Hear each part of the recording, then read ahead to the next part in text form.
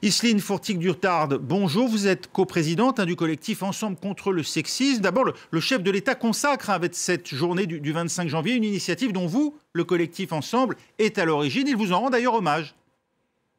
Tout à fait, bonjour, bonjour, merci pour cette invitation. Effectivement, on se réjouit de l'annonce présidentielle aujourd'hui qui consacre enfin une journée nationale contre le sexisme. Ça fait des années qu'au sein du collectif Ensemble contre le sexisme, on se mobilise pour la création de cette journée, considérant qu'on en a besoin. Et d'ailleurs, le dernier baromètre Oui. du HCE le prouve. On va l'évoquer ce baromètre, mais en quoi une journée consacrée au sexisme peut faire avancer justement la cause de l'égalité entre les genres? Bah, vous voyez, ce soir, vous m'invitez sur votre plateau pour échanger avec vous sur le sujet. On a eu énormément de sollicitations médiatiques. Ça permet de consacrer une mobilisation de l'ensemble de la société pour lutter contre le sexisme et avoir une journée dédiée. C'est vraiment un outil de mise à l'agenda finalement qui est fantastique pour nous. Le sexisme perdure donc chez les jeunes, nous dit le rapport, et ce malgré le mouvement MeToo. C'est une surprise pour vous?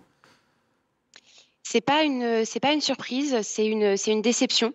Effectivement, le mouvement MeToo nous a permis à nous les femmes de libérer notre parole ou plutôt de libérer l'écoute parce qu'en vérité, les femmes, ça fait longtemps, qu'elles dénoncent les violences sexistes dont elles sont victimes, mais enfin, on les a entendues.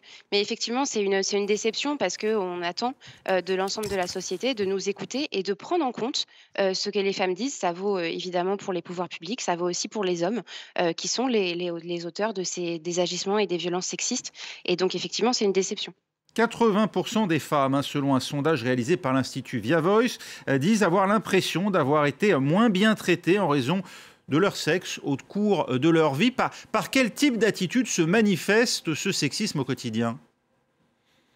Ça va être des injonctions à la maternité parfaite pour les femmes, le yoga, la garde d'enfants, ne jamais courir, tout gérer en même temps. Ça va être, les inégalités dans le partage des tâches domestiques. Ça va être, les injonctions, comportementales, les assignations à des tâches stéréotypées, les assignations aussi aux domaines d'activité, les moins rémunérateurs. Les services à la personne sont, très largement, assumés, par les femmes. C'est aussi là où, les femmes touchent, des salaires bien plus faibles et ça entretient, la dépendance, ça entretient les violences parce que quand on n'a pas les outils d'émancipation économique, quand on n'a pas les salaires qui vont avec ce qu'on apporte à la société, eh bien forcément, on est davantage soumise à des violences, à des situations de contrainte. Et donc tout ça, ce sont des manifestations du sexisme. Les mentalités n'ont donc pas évolué avec l'augmentation de la part des femmes, notamment en politique, la représentativité aussi dans les grandes entreprises? Moi, je pense que les mentalités, elles évoluent, honnêtement. Je suis d'accord que le baromètre du HCE tire une sonnette d'alarme et c'est indispensable. Il ne faut pas non plus voir le portrait, voir l'état des lieux de manière complètement négative. Mais en revanche, elle n'évolue pas assez vite. Et c'est en ça que je salue le travail du Haut Conseil à l'égalité entre les femmes et les hommes. C'est que ça met un coup de projecteur sur le fait que les femmes parlent, qu'elles dénoncent le sexisme, mais que la réponse de la société est insuffisante. Si le sexisme perdure chez les jeunes, c'est donc qu'il y a également un problème d'éducation aujourd'hui. Tout à fait.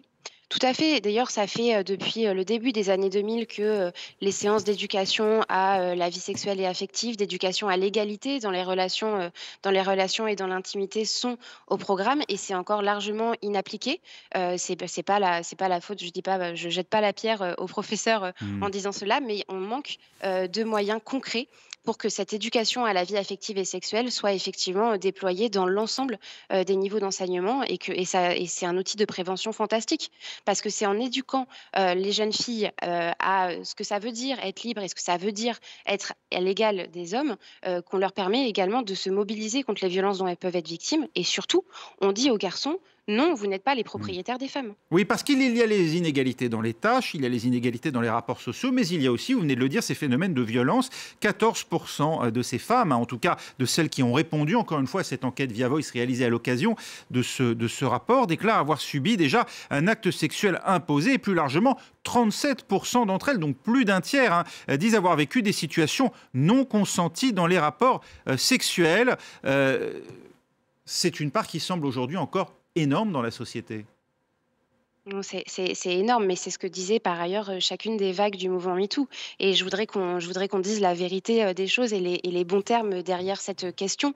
Un rapport sexuel non consenti, c'est un viol.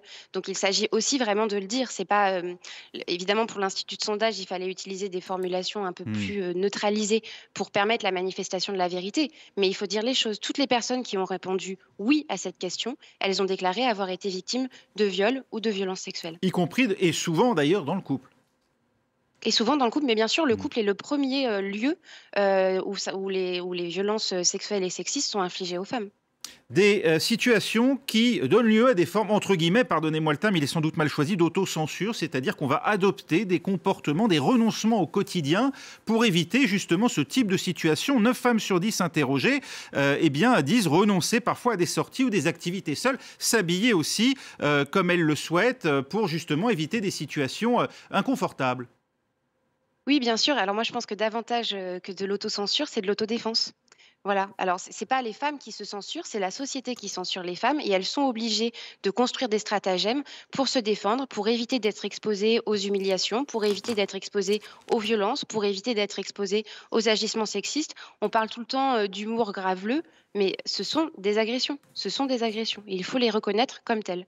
Merci Céline Fourtig-Dutard, pardon, coprésidente du collectif Ensemble contre le sexisme à l'occasion donc de cette journée du 25 janvier, désormais donc décrétée journée nationale contre le sexisme et pour une société plus égalitaire.